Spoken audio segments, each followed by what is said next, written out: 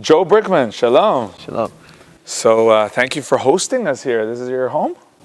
This is, I guess you can call it my home. Yeah, I spend more time here than I spend at my actual house. This is like the paratroopers, the main base of paratroopers, or this where is they're the trained? base of, This is the training base of paratroopers, yeah. What stage are you in? I'm almost done. Training? In advanced training. Advanced training? Yeah, there's basic, advanced, and then, Did you jump yet? Paratroopers jump from the plane? Yeah, I jumped. How was that? That was amazing. It was probably one of the best experiences I've had to date in the Army. Wow. Joe, you're coming to us, the people of Israel and the land of Israel, from Crown Heights. Yeah. Wow. Now, if I say Crown Heights, I see the kippah, I see the beard. You're coming from a Chabad background. Yeah, I grew up in a Chabad family. What does that mean? Yeshivot, shlichim, things like that? All of that. My brother's actually a shliach right now in Los Angeles, in California, in yeshiva. And I grew up until the age of 18. I was in Chabad yeshivas. I started off in Crown Heights, and from there I moved on. All limudei kodesh, only none of the math and English or any of that. And yeah, pretty much just Now, Chabad is considered part of the Haredi public that are very pro-army in terms of helping, in terms of assisting, sending support, even donating money and, loving our soldiers. But what happens when one of them decides to draft and to join the IDF? So, going back a few years ago, right, when it started becoming a thing for people to draft, there's always that stigma that people have with something new, that he's probably gonna lose his Judaism. He's probably gonna find a new path, find a new way, do a new thing. In the beginning, it really was one of those things that I felt and I heard that any of my friends who went, they were, not totally with it, or they were off the derech, or people would, whisper about them. Mm-hmm. But then once people started realizing how much it actually contributes to people's lives and how much it actually changes people for the good. And it is a mitzvah. Yes. It is a big mitzvah. Yeah. So once people started realizing that, then, people started becoming a lot more for it. People started realizing that, wow, someone goes for 2 years, he sets a very serious amount of time in a very important period of his life aside to go and put his life on the front lines. Those that are in combat units to dedicate to our country, to our people. Now, we mentioned jumping from a plane, but let's talk about a roller coaster. The years until your decision to join the Army and until we see you here were a roller coaster. In the community, out of the community, you suffered abuse? Yeah. So one of the things that happens, in all these tight-knit communities, is you always have those people who, find ways to do things that aren't of the best nature. Looking back, I can say I was blessed, with some of the experiences that I've been through, and some of them I've just had to learn how to deal with. But going through sexual abuse, right, and having to learn how to deal with it, how to be honest about it, how to, get the help that you need, and essentially rebuild yourself as a person. You really start seeing that you're not the only person that's going through these things. And unfortunately, in our communities, there's a lot of it going on, and lots of people, all they really do is just sweep it under the rug. So you had to deal with it on your own? So yeah, I had to start dealing with it on my own until I got to a point where I just couldn't keep it inside anymore. I popped right before my bar mitzvah, and right around that time my dad got sick with cancer. So, all of that whirlwind of everything, I just realized that, I'd have to grab the bull by the horns and figure out a way to make this work. And so that at some point that also pushed you away from religion, from the community. So looking and... By the way, what you're hearing is the training, right? Yeah. You'll be joining them soon, don't worry. Shooting ranges are right behind us. But like realizing that there are people who actually, don't want to take responsibility for it, and people that shift the blame, and people that, this isn't us, we don't have this here, all those kind of, things that you hear. Eventually I got disgusted by it, and I was like, I cannot be a part of something that I went through that, will look me straight in the eye and say, this doesn't happen here. So you went OTD, that's the abbreviation for off the derech, off the way, but you were out there helping people. What point did you start really helping other people who suffered abuse? So first thing about the OTD thing, right? Haredim, religious people, they love labeling things, putting things in boxes, compartmentalizing stuff. I'm not a fan of labels at all, because, labeling things essentially means that you're separating two things. This is one thing, this is something else. At the end of the day, we're all one, right? We're all here for the same reason. We all believe in the same God, believe in the same religion. Yeah, everyone has their different minhagim, different ways that they do things. But at the end of the day, we're all the same. So, when people look at others and say, exclude them from where they are, that's one of the biggest issues that we have as people. And that's where you start having all of these issues, because it starts off by saying, hey, I'm better than you because I'm here, and you're here because I do this and you don't do that.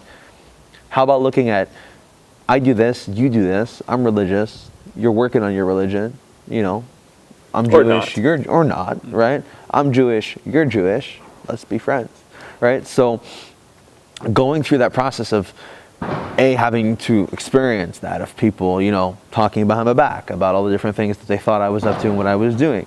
My mom having to, randomly call me freaking out about things that people were talking about, and then me learning how to appreciate religion in a way where it brings me happiness, and then go back and mend the relationships with the people that felt that I had damaged relationships with them because of the fact that I didn't click with them on a religious level. It's one of those things that when you look a little bit, when you zoom out and you focus a little bit more on the around instead of just on you, then you realize that, wow, there are so many other people that are literally going through the same exact thing I'm going through, just in a little bit of a different context. And then you decided to really stand up and help them? Well, realizing that there isn't enough support for those kind of people.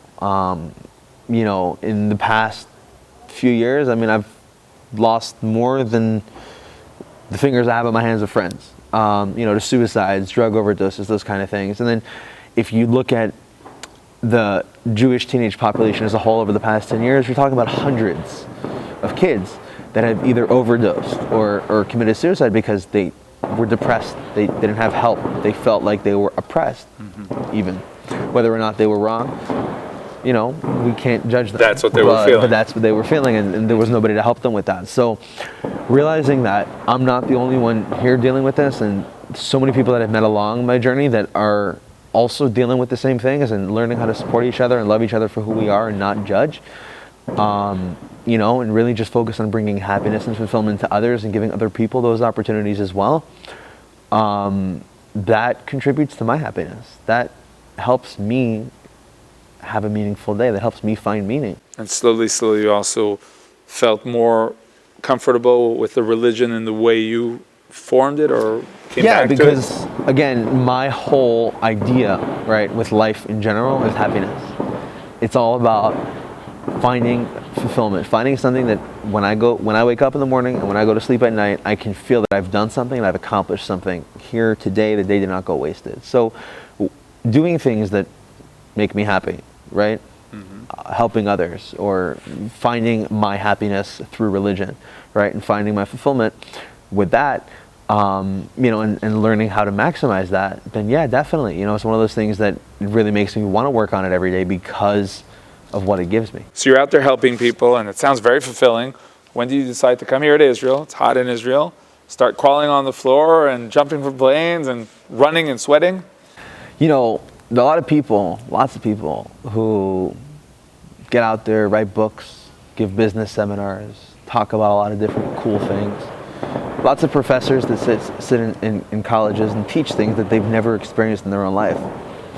but because they have some sort of degree or because they have some sort of something that people, acknowledge them for, even rabbis sometimes, they feel that they can just talk and people need to listen to them.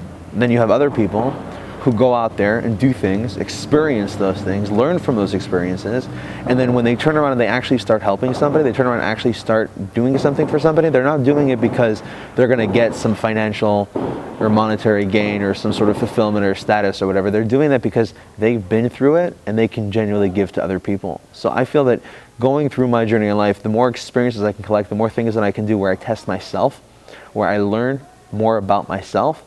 When someone turns around and asks me for something or asks me for help or asks me for an opinion,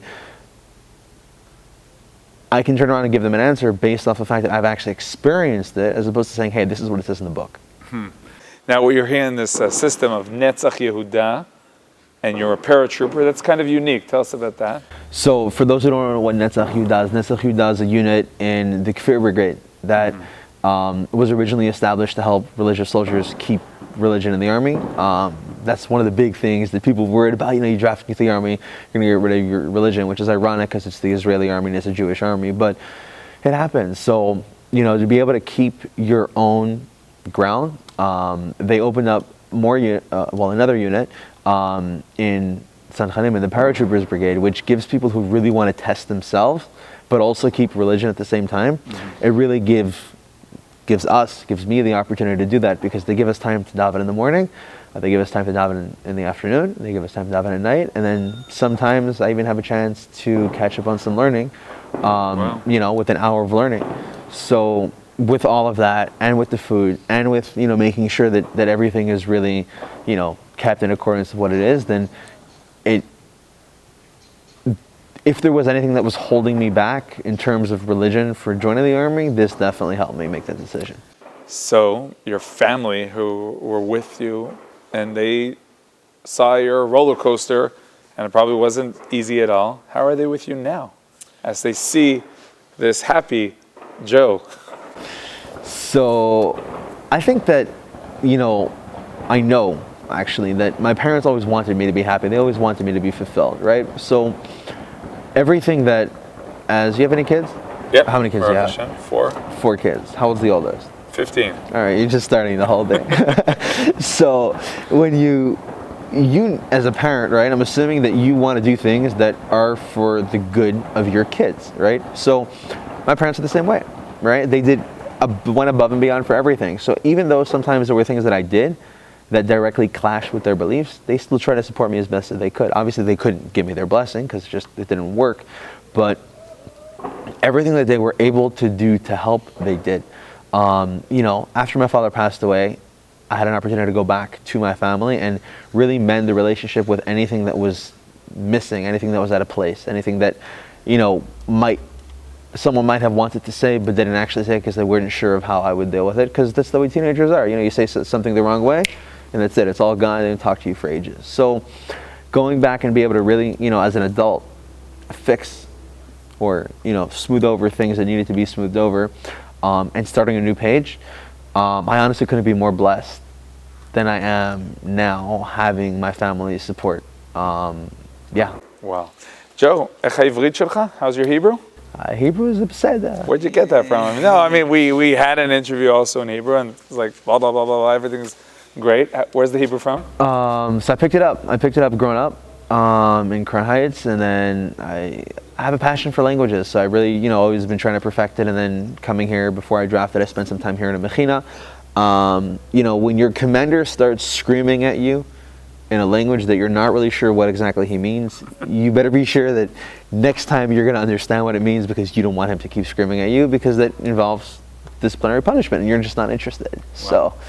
So you're an Israeli soldier and you're here in Israel to stay, Bezrat Hashem, right? That's the plan, yeah. Really just, I feel that one of the reasons why I'm here in the Army is I feel that every citizen that lives here in the state is, it's one of those things that you just do is the mitzvah that we have of protecting our country. And having the opportunity to do that in a combat role is really something that, I feel really will help me prepare for that journey. Joe Brikman, thank you very much, and There's no shooting anymore. I think they're waiting Nah, for we're you. done. Thank you very much. Good luck. Thanks.